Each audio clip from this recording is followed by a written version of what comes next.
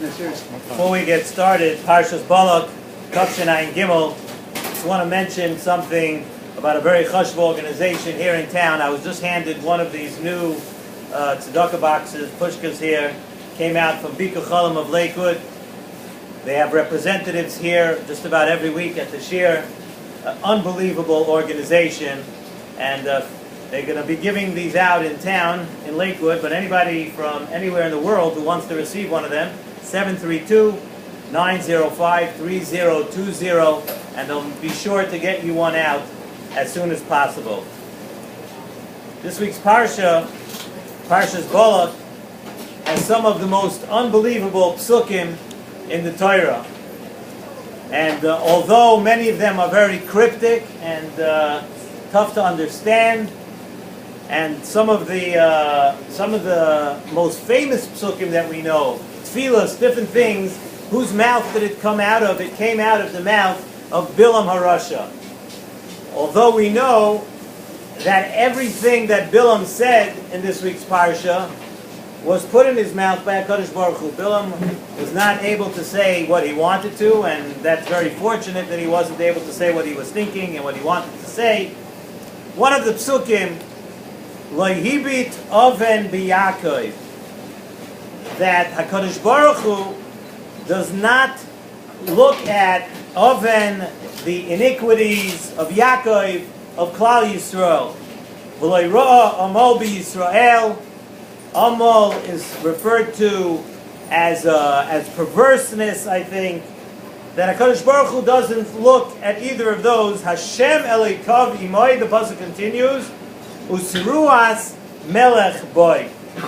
So the first question that we can ask, which we've actually asked in years past also, once or twice, the Gemara says in the Masechta Baba Kama Daf Nun Amud Aleph, that one is not allowed to say, one may not say that HaKadosh Baruch Hu is a vatran, that HaKadosh Baruch Hu looks away from things. A person has to know that everything he does, even b'chadrei chadarim, in his house, when he thinks he's hiding, a person does anything, it is being watched by HaKadosh Baruch Hu. And HaKadosh Baruch Hu doesn't forget, and there's a din v'cheshbon for anything. So the Gemara there says that a person is not allowed to say that HaKadosh Baruch Hu is a vatran, that HaKadosh Baruch Hu looks away from things. So what would this pasuk mean, Lo'hibit oven b'Yaakov, that HaKadosh Baruch Hu does not look at the iniquities of Yaakov, of things of people in Klal Yisrael? How could that be? We know you can't say that HaKadosh Baruch Hu looks away from anything. What is the explanation in this pasuk? The second question is a very interesting Yonasan ben Uziel on the parsha, on this pasuk of Usiruas Melech Boy. At the end of this pasuk, there are some words that seemingly do not fit with the rest of the pasuk.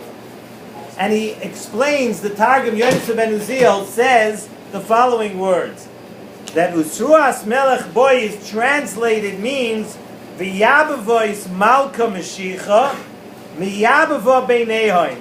And a loose translation is that the shofaros of Mashiach are always resounding amongst Klal Yisrael. What does that mean? In other words, that Klal Yisrael, Yidden, are constantly thinking of and waiting for Mashiach. So what would that have to do with the rest of the pasuk? Like Hibid Oven b'Yaakov, V'lo'yirah Amol b'Yisrael, and at the end of the pasuk, Usruas Melech Boy. What would that have to do with anything? This explanation that there's shofaros resounding, that they're always waiting for the shofar of Mashiach. What does that have to do with this pasuk? So Nesivos Shalom has a very interesting explanation on this whole inyan.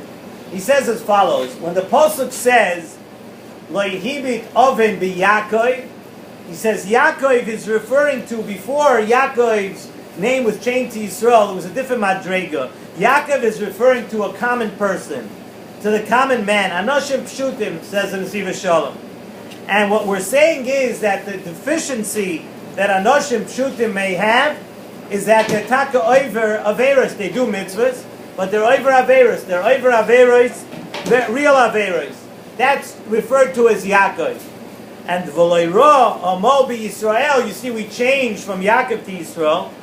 That's referring to people who are already on a much higher madrega. And their pagam is not one of real averos. It's a pagam like somebody who's amal klape maila. That a person, he's just not doing the Ratzon Hashem. And we've spoken about this on things that are actually heter. Things that are actually mutter. Kadesh atzmecha b'mutter lach. There are rules that the Yidden follow, even if something is not totally asur. So not being miskadesh b'mutter loi, that's what that part of the pasuk v'leira amo b'Yisrael is talking about. So on lahibit avim b'Yaakov of real averos, HaKadosh Baruch Hu, this is what HaKadosh Baruch Hu is telling us in the pasuk, says in the Nesivos Shalom. HaKadosh Baruch Hu is telling us, lahibit avim b'Yaakov, further in the pasuk, Hashem elikavi mai. A Yid has to know that even though sometimes you cannot overcome your Yetzer Hara, HaKadosh Baruch Hu still knows that inside the Yid is broken. And he knows that this Avera is distancing himself from Hashem. And a Yid, even when he's doing an Avera, he knows, he has to know, the Pasuk is telling you, Hashem elikavi moi. Hashem knows that a Yid is torn inside, and just doing an Avera doesn't chas v'shalom ruin your relationship from HaKadosh Baruch Hu. It may distance you a little bit, but you have to know the rest of the pasuk of Hashem elikavi moi. That HaKadosh Baruch Hu is always with you, even after you do the chet.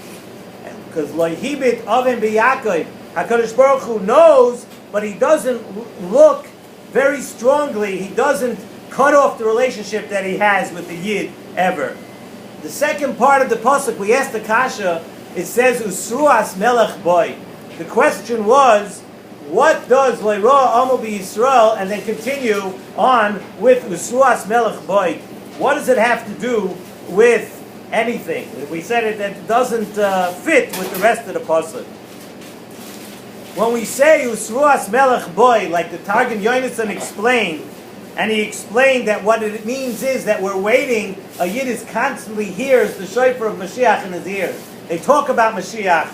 They live with Mashiach.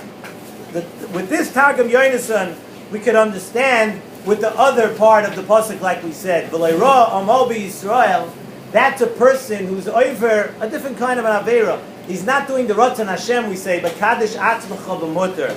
What kind of shofar, a Yid who does an Avera in that way, and he's on a higher madrega, he's waiting for the shofar, v'yas ruach hatuma avir min ha'aretz. He's constantly waiting. He had a battle with his Yetzer Hara and he lost. And he not in a straight out Avera. He had a battle with something which is mutter to him, was Kadesh atzmecha b'mutter, and in that way, he wasn't able to be goyver his Yetzer Hara. Usruas Melech Boy tells us that he's waiting for the day that Mashiach is going to come and HaKadosh Baruch Hu is going to take away that Yetzer Hara from Klal Yisrael. That there won't be any more taivas. And then, things, even in things of heter, we say, V'loira amal b'Yisrael. In this man of Mashiach, when HaKadosh Baruch Hu takes away all the taivas, so that's the connection of Usruas Melech Boy at the end of the pasuk. That a Yid who has a hard time sometimes in Kadesh Atzmecha B'Mutalach, he's waiting for when is Mashiach going to come, that I will not have this kind of Nisoyim. The Nesivos Shalom explains in another way, he says that the Pagam of Chet, what is the Pagam of Chet when a person does an Avera? It's when your Machshava goes along with the Maisa. And that's the way HaKadosh Baruch Hu looks at it. As long as it's just your guf doing the Averas, as long as you're doing something either with your hands, your mind, with your feet, you're doing that kind of Avera where it's an Avera only b'maisa, HaKadosh Baruch Hu says, I'm able to keep the relationship that I have with you. The problem with Chet begins when the Machshava follows along with the guf. So as long as it's just the guf, HaKadosh Baruch Hu is able to say, V'loira amal b'Yisrael. I'm able to, so to speak, in that way, not take out the punishment on a member of Klal Yisrael. The Nesivos Shalom says, another pshat, another beautiful pshat, on Lehibit Avim B'Yaakov. He brings down a Tshuvas Rashba, which is actually a famous Tshuvas Rashba. We say, Bein Kach, he speaks about Bein Kach u'Bein Kach K'ruyim Vonim.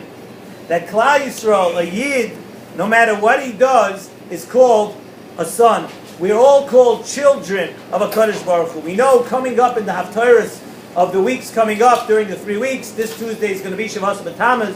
We have to start thinking about these things. In the Haftarahs, some of it say, but it calls Klal Yisrael Banim Ashchisim, corrupt children.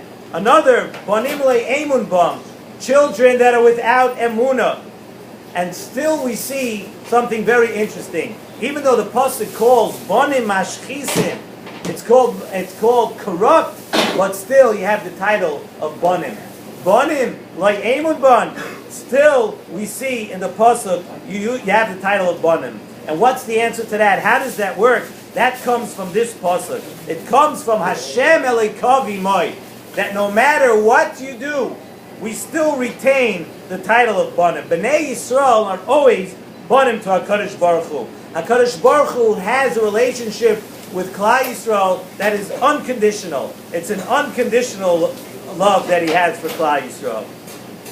That no matter what you do, you could be corrupt, you could be this, but bein kach u'mein kach, nonetheless, you are considered Banim. And he says, and Nesivos Shalom says, just like by Gashmias, that once somebody is someone's father, biologically, the child could be as upset as he wants at a parent, and a parent could be as upset as could happen to a child.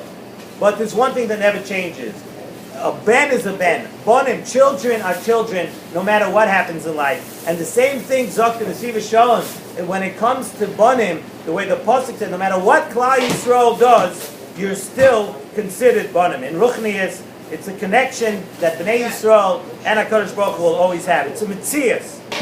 It is brought down in the Torah Avos that if a Yid is mekabel, the Ratzon Hashem, if the Hanhogis of HaKadosh Baruch Hu, if a Yid is mekabel, what HaKadosh Baruch Hu does to you, that so too HaKadosh Baruch Hu treats you the same way. If you're not always so perfect in your mitzvahs, in your averos, in the things that you do in your life, if you accept whatever HaKadosh Baruch Hu throws your way, then midah keneged midah. HaKadosh Baruch Hu accepts you, so to speak, when you do something wrong, which is an unbelievable lesson to learn. That it's midah keneged midah, it works that way. So we said like this, we asked the kasha at the beginning of this year now, how is it possible, lo'hibit ovim b'Yaakov, anyone who says HaKadosh Baruch Hu is a vatron, is saying something wrong. You're not allowed to say HaKadosh Baruch Hu looks away from everything. Zok to Nesivos Shalom, a very beautiful, beautiful thought, and with this is something you can take with you to keep on your mind. He says it's not pshat that HaKadosh Baruch Hu is being a vatron, that he's looking away. Pshat is that HaKadosh Baruch Hu always works in midah keneged midah. And the way it is that HaKadosh Baruch Hu is telling you that if you accept what happens in your life, if you accept everything that HaKadosh Baruch Hu sends your way, then not pshat that HaKadosh Baruch Hu looks away if you do something wrong. It's midah keneged midah. That's the way HaKadosh Baruch Hu works. Midah keneged midah. HaKadosh Baruch Hu will accept you, so to speak. Today it's a very big thing, 21st century, right? That we accept everybody, and HaKadosh Baruch Hu also has this kind of acceptance thing. You're a child. You're bonim atem. You're children of HaKadosh Baruch Hu. He accepts, but you have to be accepting of what HaKadosh Baruch Hu sends your way. And if you do that, then HaKadosh Baruch Hu accepts you. And that's some of the lessons we learned in this week's Parsha. From the words that came out of Bilam's mouth that HaKadosh Baruch Hu put in there, there's very encouraging words. Hashem is always with us. We should be zoiche to that shofar of Mashiach.